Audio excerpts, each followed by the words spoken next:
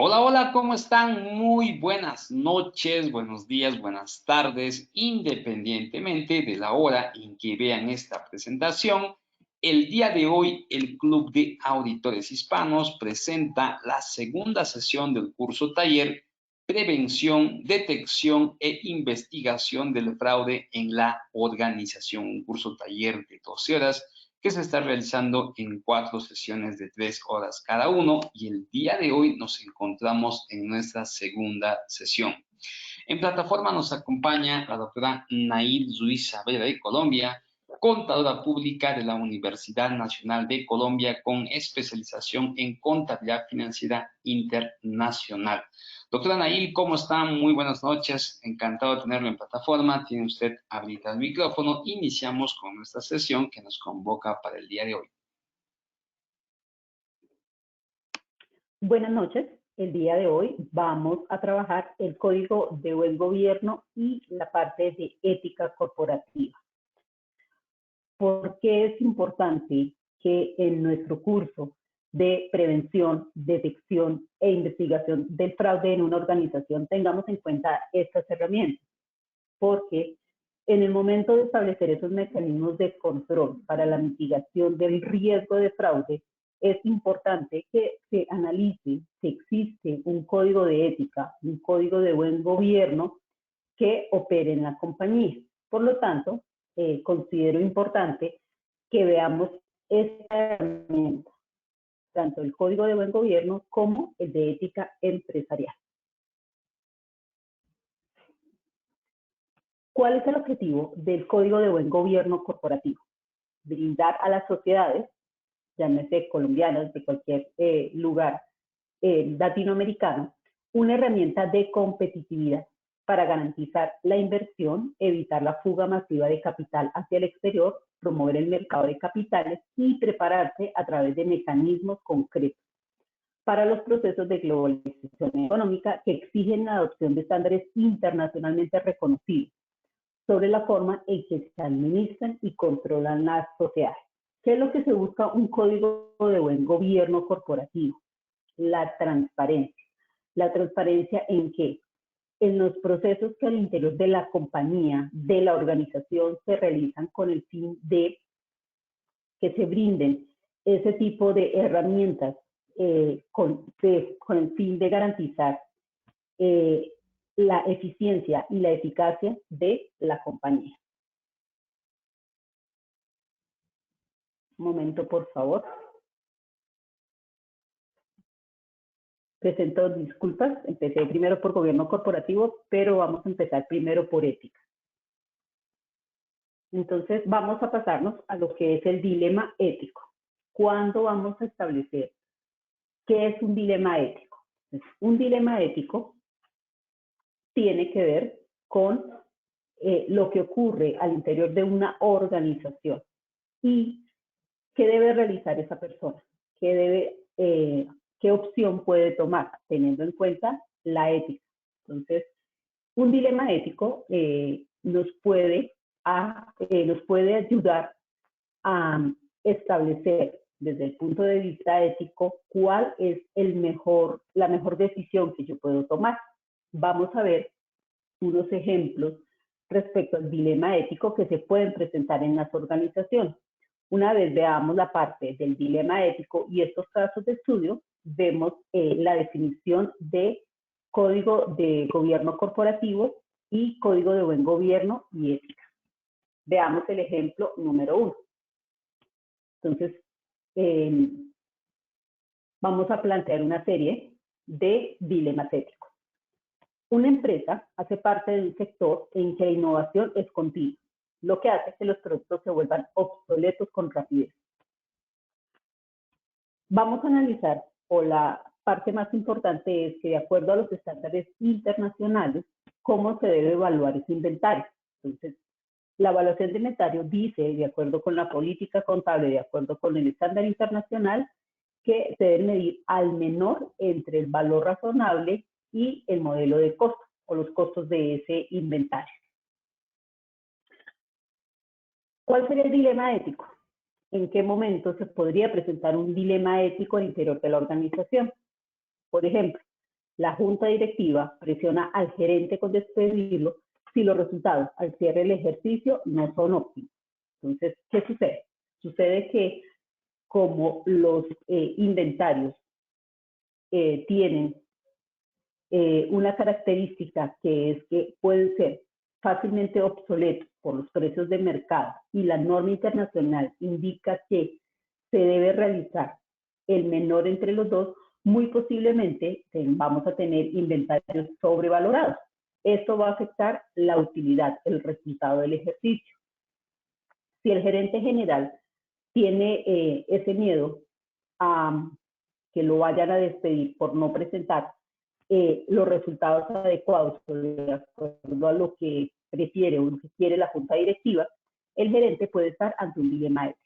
¿Cuál es ese dilema ético? Manipular las cifras contables de inventarios o presentar un proyecto a la gerencia para la innovación de nuevos productos. Importantísimo. Importantísimo porque lo que se presenta al interior de una organización, estas características de fraude, que es presentar información financiera que no es adecuada, que no refleja la realidad financiera. Es importante que tengamos un manual o un manual de ética donde se establezca que la junta directiva no puede ejercer ese tipo de presiones, pues ya en este caso sería el gerente o los mandos medios con el fin de obtener resultados. ¿Por qué? Porque debido a esas presiones, debido a esas circunstancias, hace que se tomen decisiones equivocadas. Veamos otro ejemplo de dilema ético. Un alto funcionario del área financiera revisa las conciliaciones bancarias cada mes. Al final del periodo, la conciliación bancaria que contenía un rubro conciliatorio significativo no fue revisada antes de la preparación de los estados financieros. Los estados financieros sobrevaloran el disponible en un monto material, pues el rubro conciliatorio está relacionado con débitos significativos que no habían sido procesados por el jefe de tesorería. Es decir, la persona encargada del área financiera, en este caso realiza una especie de auditoría, va y revisa las conciliaciones bancarias, se da cuenta que el jefe de tesorería no ha incorporado o no ha tenido en cuenta un ingreso que le llegó a la compañía. ¿Qué puede suceder ante ese dilema ético y más cuando estamos hablando del manejo de efectivo de la compañía? El alto funcionario del área financiera, ante la evidencia encontrada e indagar al jefe de tesorería, establece que él fue el responsable de que no se procesara ese débito en el libro contable. Sin embargo, le ofrece una comisión significativa para que no informe a la junta directiva sobre lo ocurrido.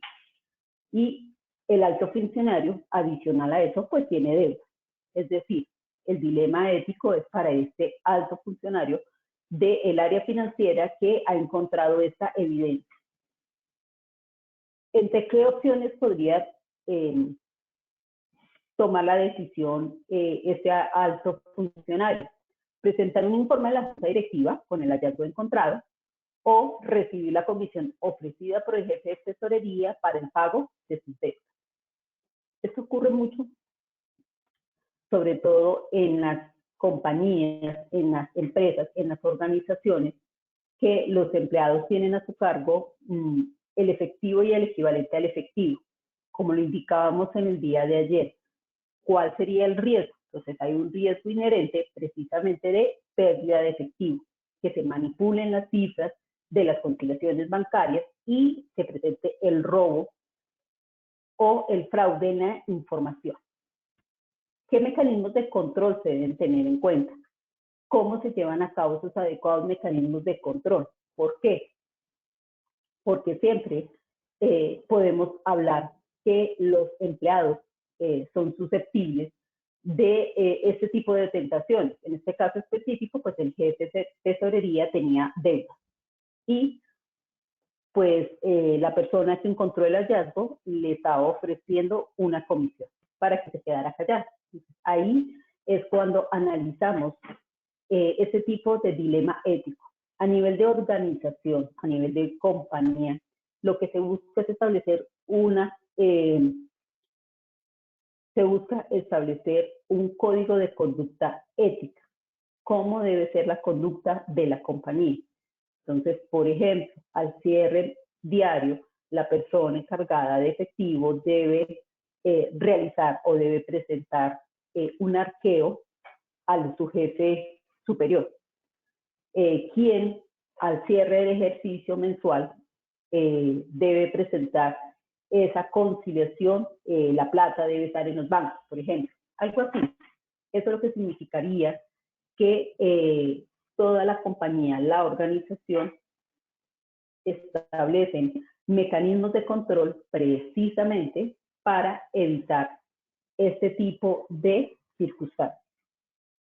Otro ejemplo podría ser, si una empresa planea registrarse en el mercado de valores, es decir, va a cotizar en el mercado en un par de años, pues puede que exista un incentivo para manipular las cifras con el fin de atraer inversionistas. ¿Esto qué significa? Significa que es el momento de, por ejemplo, desde el punto de vista de la auditoría, que se establezca cómo vamos a hacer ese registro en el mercado de valores. Entonces, para cotizar en bolsa, muy posiblemente, pues debemos tener unos indicadores muy altos. Opción A, podríamos manipular las cifras con el fin de tener inversionistas, de tener un capital robusto para poder acceder a ese mercado de valores. Entonces, el dilema ético en este caso, ¿qué sería? Sería, vamos a manipular las cifras solo con el fin de poder ingresar al valor del mercado, al mercado de valores local. Siguiente ejemplo. Una empresa enfrenta dificultades financieras y busca recursos financieros alternativos. Pues puede que haya un incentivo para manipular las cifras con el fin de atraer esos recursos. Entonces, para la presentación de los estados financieros a los bancos, voy a manipular las cifras, que los bancos no se den cuenta que en mis estados financieros realmente lo que se refleja es insolvencia e liquidez. Entonces voy a manipular mis cifras con el fin de obtener esos recursos, esos créditos que necesito para asumir esas dificultades financieras. Otro caso sería el siguiente. Si una empresa opera un plan de pagos basados en utilidades, la gerencia puede estar motivada a asegurar que los objetivos financieros sean alcanzados mediante la manipulación de las cifras. ¿Por qué? Porque al cierre del ejercicio, la junta directiva permite o siempre ha tenido como política realizar un plan de pagos con base en las utilidades, es decir, un porcentaje sobre las utilidades. Entonces, para este año siempre damos el 5% sobre las utilidades, pero en la medida que las utilidades sean más altas, pues el plan de pagos pues, va a ser mucho más alto para los empleados. Entonces, aquí lo que se busca es establecer cuáles son esos mecanismos de control, precisamente para darnos cuenta si con esas alertas se puede ver que la compañía se puede estar realizando algún tipo de fraude. Y el último ejemplo sería, si una empresa opera un negocio basado en el efectivo, podría existir un riesgo mayor que el efectivo desaparezca de los locales, que era el ejercicio que estábamos haciendo anteriormente. Entonces, por ejemplo, volvemos al ejercicio del día de ayer. Nosotros importamos llantas y las distribuimos en diferentes locales, en diferentes establecimientos de comercio. ¿Quién está a cargo de ese efectivo que se recibe por la venta de esas llantas? ¿Cómo se lleva ese control? ¿Cuáles son esos mecanismos de control para evitar ese riesgo, el riesgo de robo?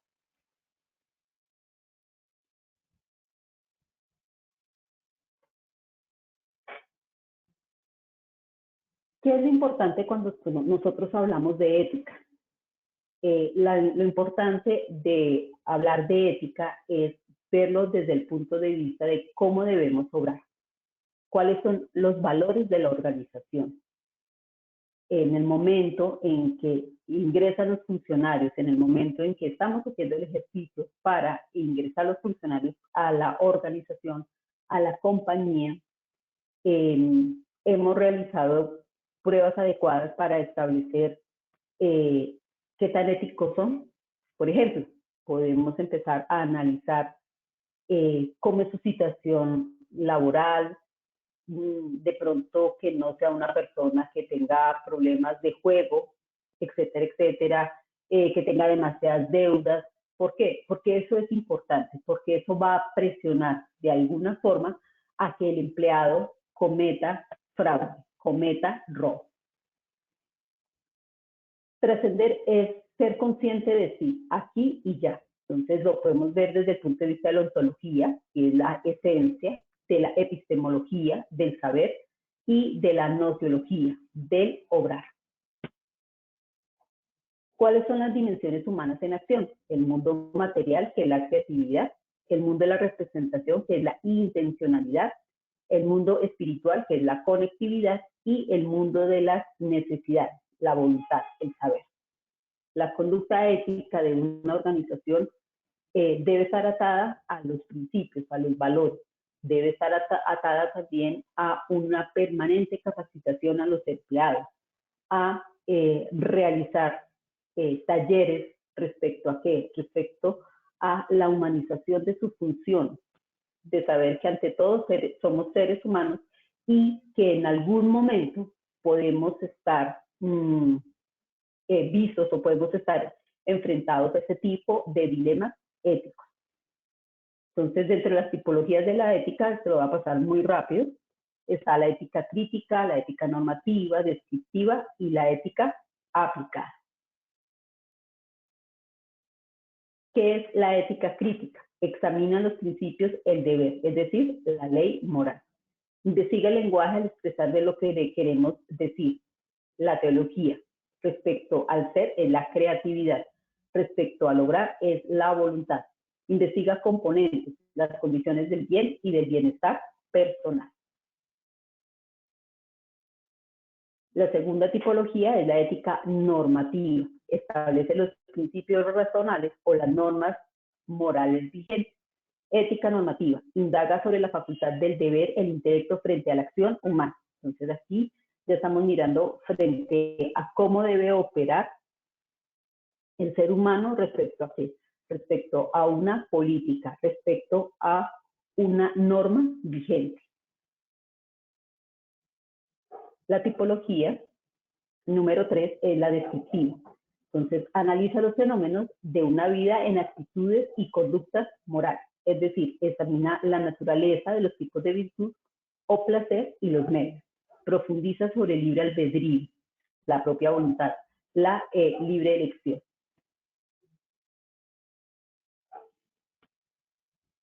La ética aplicada, que sería la cuarta tipología, refiere a normas morales concretas aplicables a nuestra vida cotidiana. Indaga los tipos de deseo y de aversión.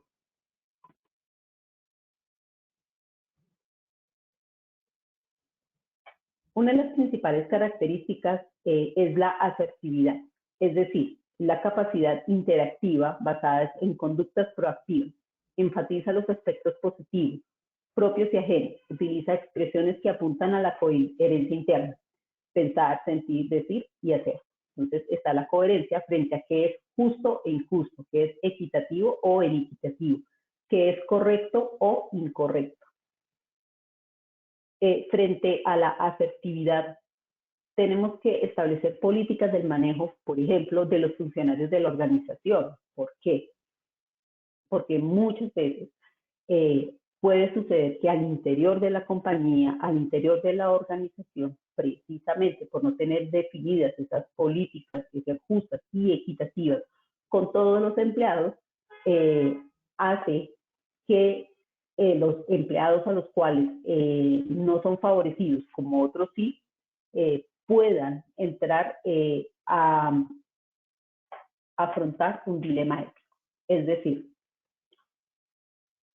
tenemos como, supongamos, tenemos como incentivo al empleado, si llega dentro de su horario laboral, supongamos 8 de la mañana, 9 de la mañana, se le va a dar un bono de cumplimiento, un bono de puntualidad. Para las personas que no lleguen a las 8 o a las 9 en punto de la hora de llegada de forma oportuna, pues no se les va a dar